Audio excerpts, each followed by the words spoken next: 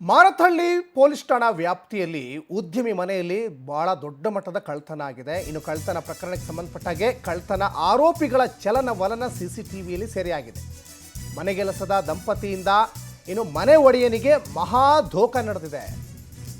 ಇದು ಮಾರತ್ತಹಳ್ಳಿ ಪೊಲೀಸ್ ಠಾಣಾ ವ್ಯಾಪ್ತಿಯಲ್ಲಿ ನಡೆದಿರುವಂತಹ ಒಂದು ಘಟನೆ. ಇದು 20 ದಿನದ ಹಿಂದೆ ಕೆಲಸಕ್ಕೆ ಸೇರಿ 18 ಕೋಟಿ ರೂಪಾಯಿ ದೋಚಿದ್ರು. 18 ಕೋಟಿ ರೂಪಾಯಿ ಮೌಲ್ಯದ ಚಿನ್ನ, ವಜ್ರ, ಬೆಳ್ಳಿ, ಹಣ ಕೂಡ ದರೋಡೆ ಮಾಡಿ ಎಸ್ಕೇಪ್ ಆಗಿದ್ದಾರೆ. ಮಾರತ್ತಹಳ್ಳಿ ಪೊಲೀಸ್ನವರಿಂದ ಆರೋಪಿಗಳಿಗೆ ಈಗ ಹುಡುಕಾಟ ಕೂಡ ಈಗ ನಡೆಸ್ತಾ ಇದೆ.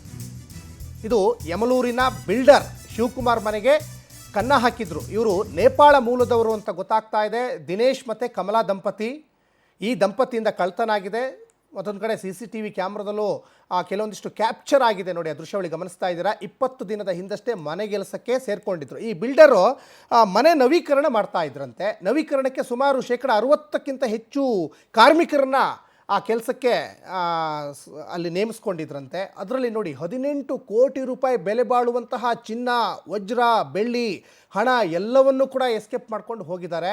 ಜನವರಿ 25ನೇ ತಾರೀಕು ಮನೆಯಲ್ಲಿ ಯಾರೂ ಇಲ್ಲದೆ ಇರುವಂಥ ಸಂದರ್ಭದಲ್ಲೇ ಕಳ್ಳತನ ಮಾಡಿದ್ದಾರೆ.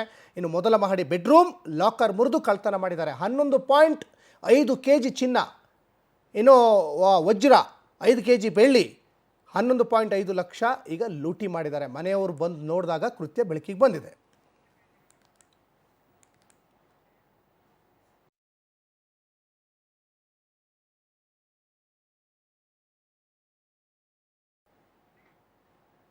ಚಿತ್ರ